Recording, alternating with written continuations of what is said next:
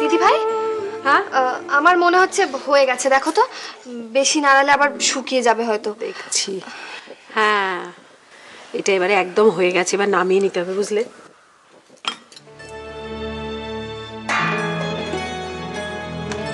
এই যে বাবা, তোমার কফি দাও।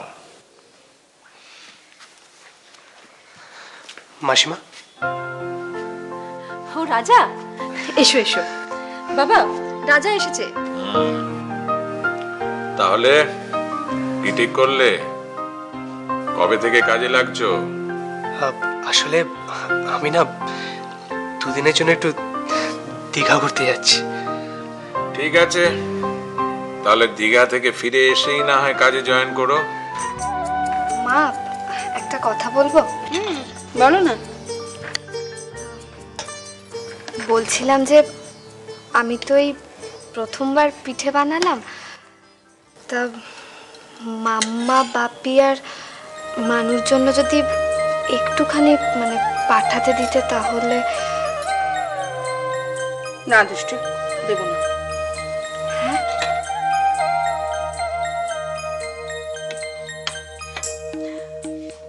পাগলি একটা। তুমি নিজে হাতে রান্না করে তোমার বাবা মাকে পাঠাবে, এর মধ্যে আবার জিজ্ঞেস করবার কি আছে? এটা তোমার সংসার নয়।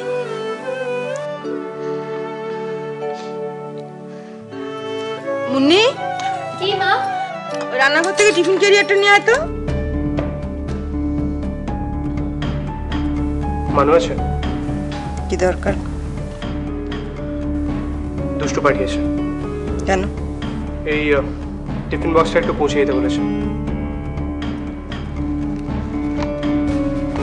Tiffin box?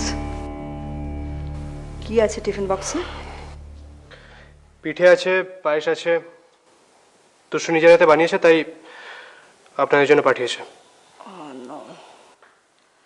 সেই মিডল ক্লাস বাটি চালাচালি, সে সত্যি দুষ্টু।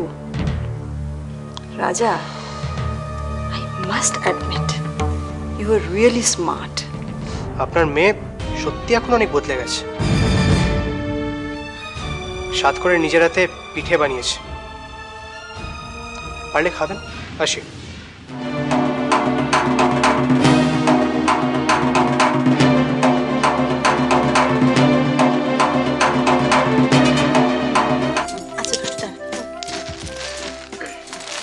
এটা নে, দীঘায় গিয়ে পড়িস কেমন?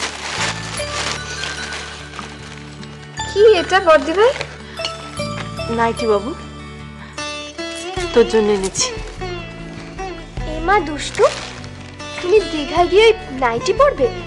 তোমার লজ্জা করবে না? আরে লজ্জা করবে কেন? আর তাছাড়া ও তো এটা পরে সবার সামনে ঘুরে বেড়াবে না। আর ওখানে আর কে আছে যে ওর লজ্জা করবে? এমা কেন? ছোটদা তো থাকবে। ভগবান, আমি তোকে আর বোঝাতে পারবো না। ঠিক আছে, বিয়ের পর যখন তুই হানিমুনে যাবি, তোকে আমি এরকম একটা গিফট করবো। আমার চাই না বাবা। আর বলছি যে তাড়াতাড়ি খেতে চলে আয়, কালকে কিন্তু অনেক ভোর ভোর উঠতে হবে, কেমন? আসছি, চল। তুই যা না, আমি আসছি।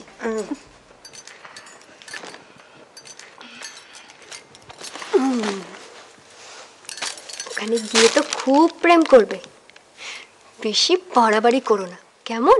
মুন্নি, আমি দেবো না এমন একটা।